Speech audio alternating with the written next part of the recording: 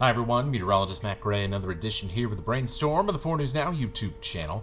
Wanted to give you a little preview here of kind of something interesting that happened yesterday, and we'll talk a little bit about why it happened, because it is one of the more interesting things that we can see around here on rare occasions, and that is the elusive thunder snow.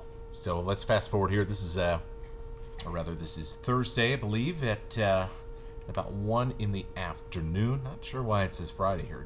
Gotta work on that. But this was Thursday afternoon near Colville and Kettle Falls, and just out to the east of town here, you can see right in there. I'm not sure why our timestamps are not working, but it's at about 3:40, 3:45. We ended up with a little lightning strike here on one of the mountaintops, just to the east and the north of Colville, right near Aladdin Road. And yes, quite a bit of snow. In fact, this dumped up quite a lot of snow as it worked its way towards Sandpoint later in the day. And so let's talk a little bit about why this happens, why it's so rare, and why when we get these kind of taller storms, that's something that we got to look out for. Basically, the very elusive, as I mentioned, thunder snow. So I want to show you a little bit about this, because when I talk about tall thunderstorms, this is what I mean. So we're going to take a little 3D look here using our radar at this particular storm cell. So let's go to, let me put this on here. All right. So this is our 3D box.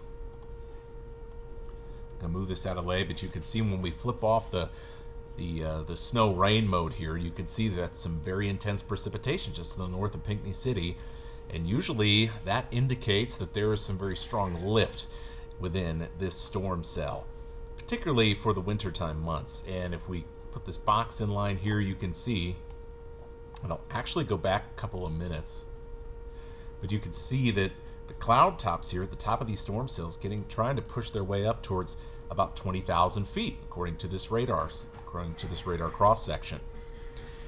Now that is not exactly what we usually expect around here in the winter time, and you can see getting into that kind of 15, almost 20,000 foot range.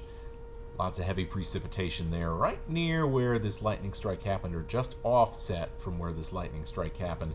Usually you have lightning where the air is going up, where you have these kind of big reflectivities on the radar. That's usually where we have things moving downwards. So pretty cool. We get a little bit of lightning here at this point in the year.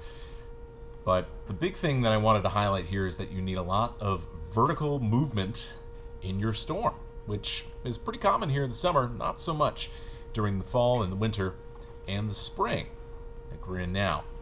So this all has to do with what we call the lapse rate. So the changes in temperature as you get higher up in the atmosphere. If you're warmer down at the ground, say a hot summer day, that's one way to do it. If you have very cold air coming in overhead in the wintertime, that's another way to do it, or some combination of both. But the idea is we need to have strong rising vertical motion.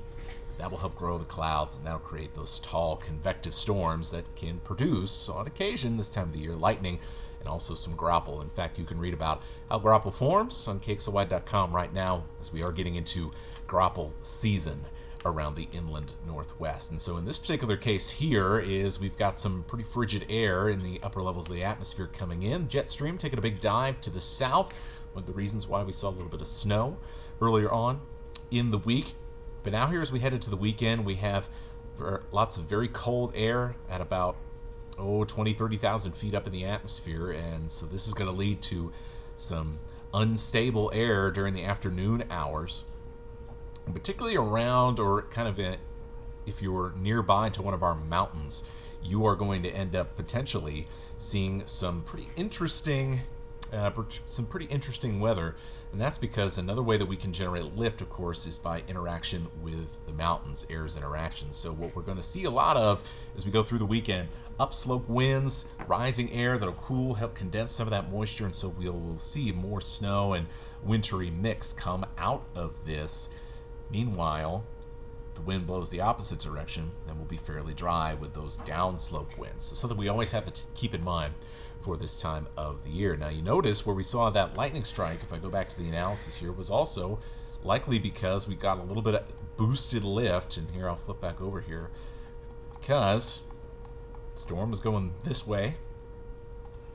Storm motion was this way, and it's forcing some air up the mountain and into the storm. And so that's likely another reason why we got just a very one little rare bolt of lightning there from this particular cell.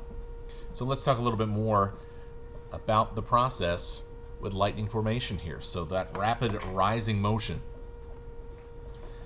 We see lots of ice crystals and super cool water below 32 degrees. It's all colliding together.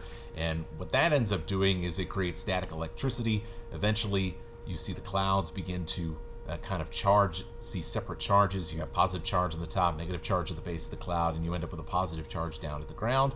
Eventually that charge releases, and you end up with a lightning strike. Now, with the less propensity for these types of convective storms, outside of the spring and summer and early fall, it's pretty difficult to get some of these. But like I said, when you get these really cold air masses in the upper layers of the atmosphere, and like we're seeing right now in these early spring conditions where you have temperatures warming up to around 40 degrees, it's a good enough temperature range to where you get some weird stuff that'll happen, and that does include occasionally some thunder snow and also a weird wintry mix such as grapple, which once again you can read about that right now on kxly.com.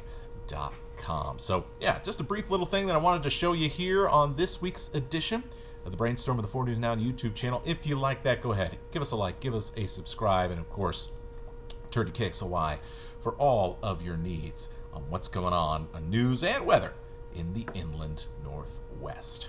Have a great week. We'll talk to you again soon.